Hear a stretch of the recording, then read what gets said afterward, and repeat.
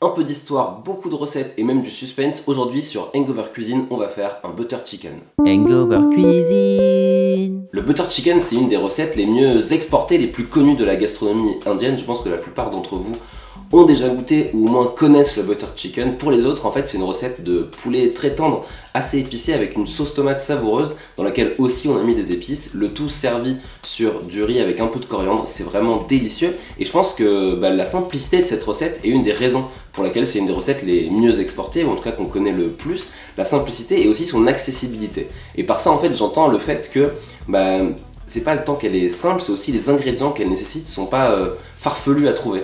C'est pas des ingrédients compliqués qu'on va avoir du mal à trouver comme souvent dans les recettes indiennes, en tout cas dans les recettes qui viennent de si loin. Là c'est plutôt facile à faire, donc en fait un peu n'importe où les gens ont réussi à la faire, et en plus elle est accessible à mon avis vis-à-vis, en termes de goût. Le butter chicken c'est pas des goûts trop piquants, trop bizarres, c'est quand même un goût qu'on connaît. Et c'est une bonne porte d'entrée, je trouve, vers la gastronomie indienne, et c'est pour ça que je voulais partager cette recette avec vous aujourd'hui. Et avant de partager la recette, je voulais vous partager l'histoire du butter chicken parce qu'elle est plutôt intéressante. En fait, le butter chicken, c'est un plat qui a été inventé dans les années 50. Alors ça c'est marrant parce que pour un plat qu'on imagine très traditionnel de la cuisine indienne, en fait, on se rend compte qu'il est pas si vieux que ça. Il a été inventé par un mec qui s'appelle Kundal Lal Gurjal, je pense que je le prononce pas bien du tout, qui travaille dans le restaurant familial qui s'appelait Moti Mahal. Et en fait, c'est aussi ce mec qui a inventé le poulet tandoori, parce qu'en fait, ce mec s'est dit qu'il allait inventer absolument tous les trucs cultes de la cuisine indienne.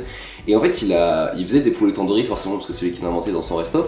Et en fait, il s'est rendu compte à la fin de la journée que les poulets qu'il avait préparés à l'avance, donc la marinade, etc., avaient tendance à sécher et il pouvait pas les servir aux clients, mais il voulait pas non plus les gâcher, et donc il s'est dit qu'est-ce que je pourrais faire en fait de ces poulets là, et c'est là qu'il s'est dit qu'il allait les faire cuire dans une sauce pour quelque part les réhydrater et les faire mijoter pour qu'en fait ils reprennent un peu de tendresse, on va dire. Est-ce qu'on peut dire tendresse pour genre la tendreté? Bref, dites-moi en commentaire, mais je sais pas enfin vous avez compris.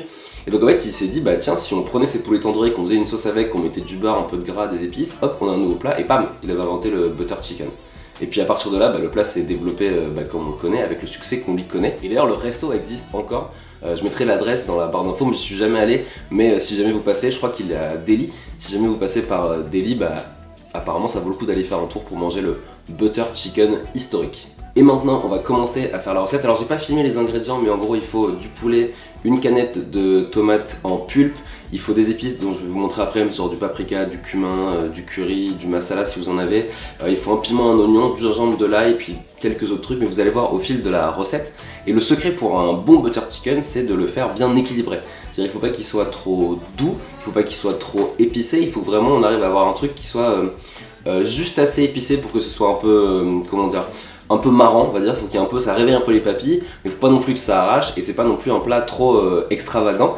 C'est vraiment un plat de réconfort en fait, donc faut quand même que ça reste du poulet, du riz, de la sauce tomate, à la sauce indienne on va dire. Donc c'est parti, on va commencer en cuisine, et on va commencer par préparer la sauce qui va mariner dans le poulet. Pour préparer cette marinade, je vais commencer par couper finement une gousse d'ail, une ou deux gousses d'ail, et une cuillère, l'équivalent d'une cuillère à café de gingembre. Je vais les mettre dans un saladier, je vais mettre la moitié d'un yaourt grec. Alors pour la marinade, vous pouvez utiliser de la crème, du lait, du yaourt, comme vous voulez. Moi j'aime bien le yaourt grec parce qu'il a une pointe d'acidité que je trouve intéressante.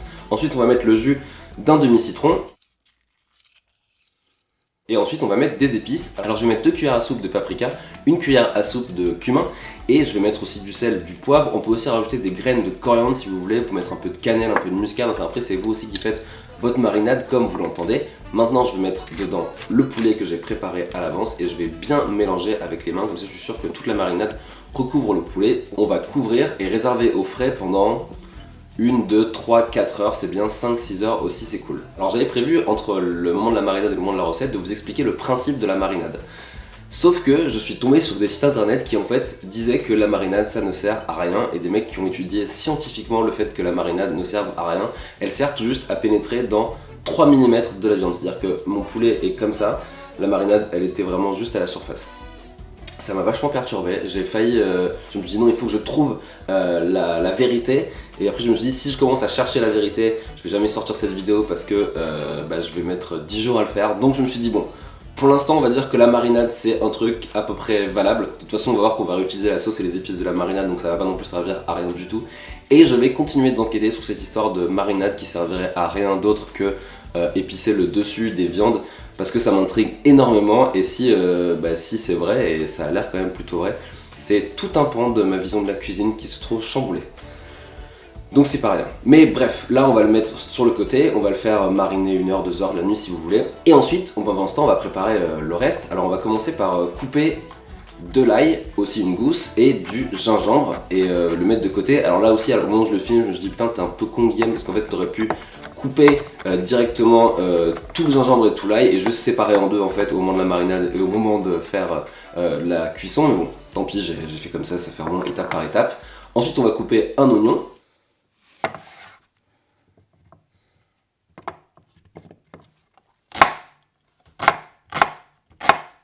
Et ensuite je vais couper un piment, moi je vais prendre la moitié du piment, ça dépend de quelle force vous voulez dans votre butter chicken, ça dépend aussi de la force du piment que vous avez, donc ça après c'est vous qui pouvez dire par rapport au piment que vous avez trouvé.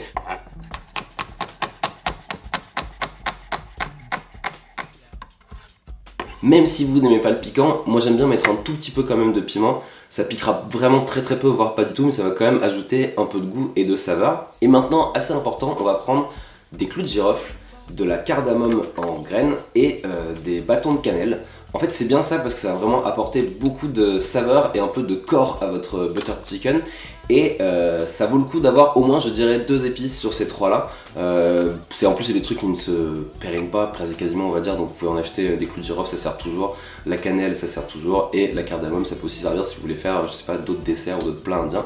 Donc on va en prendre un petit peu, l'équivalent d'une demi-cuillère à café pour chacun. Et maintenant c'est bon, on va pouvoir passer en cuisine. Donc ce qu'on va faire c'est qu'on va prendre une casserole dans laquelle je vais verser mon poulet avec la marinade. Et là on va faire cuire le tout pendant 5, 6, 7 minutes. En fait ce qu'on veut c'est juste que des deux côtés le poulet soit cuit. Pas cuit entièrement à l'intérieur parce qu'on finira la cuisson bien plus tard, mais au moins comme ça il a chauffé. Là j'ai fait cuire le poulet dans une casserole pour que ce soit plus simple pour tout le monde. Mais si vous voulez le faire au four c'est aussi possible. Je dirais à 180 pendant 7-8 minutes de chaque côté. En fait l'idée c'est qu'il dore bien et au moins peut-être qu'au four il pourra mieux dorer et avoir une saveur un peu plus charbonneuse. Mais après ça aussi c'est comme vous voulez. Une fois qu'il est cuit on le réserve pour plus tard, et là on va verser d'abord le clou de girofle, la cardamome et la cannelle. On va laisser cuire comme ça pendant 5-6 minutes à feu moyen moins. Comme ça va déjà permettre aux saveurs de s'exprimer. Ensuite je vais mettre les oignons. Et là je vais faire pareil, on va laisser cuire comme ça, et je vais rajouter après l'ail, le gingembre et les piments. Et moi à ce moment là j'aime bien faire cuire 15, 20, 30 minutes à feu doux.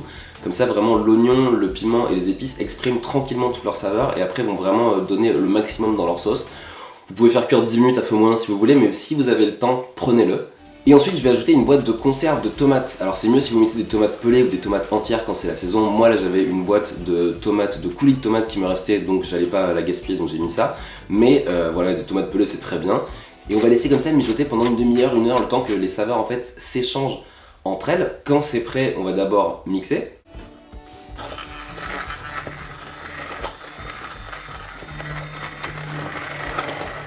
Donc mixeur plongeant, en fait le butter chicken, la sauce du butter chicken c'est une sauce qui est plutôt épaisse et qui est plutôt vraiment bien mixée, c'est-à-dire qu'il n'y a pas beaucoup de morceaux, à part peut-être les morceaux de bâton de cannelle ou les épices qu'on a mis dedans, tout le reste va être assez bien mixé. On va couper le poulet en lamelles et on va l'ajouter dans la sauce pour qu'il continue de cuire. Alors là vous me dites peut-être mais pourquoi tu l'avais pas fait avant, comme ça il y a plus de marinade qui va sur le poulet. J'ai pas de raison particulière à ça, c'est comme ça que je fais le butter chicken, mais si vous voulez le faire autrement n'hésitez pas. Et donc je mets le poulet à cuire, je vais ajouter la deuxième moitié de mon yaourt grec que j'ai pas utilisé. Ça va permettre comme ça d'adoucir un peu la sauce et rajouter aussi quelques carrés de beurre, d'où le nom butter chicken. Comme ça va adoucir la sauce. Moi j'aime pas trop en mettre parce que je veux pas non plus que la sauce soit trop douce et trop laiteuse. Mais après ça c'est vraiment aussi en fonction de vos goûts, donc assaisonnez aussi en goûtant au fur et à mesure. Et voilà, on va couvrir et laisser mijoter à feu doux pendant une dizaine de minutes, le temps que le poulet cuise bien. Ensuite il n'y a plus qu'à servir avec du riz, de la coriandre. Et voilà, c'est prêt, il n'y a plus qu'à déguster.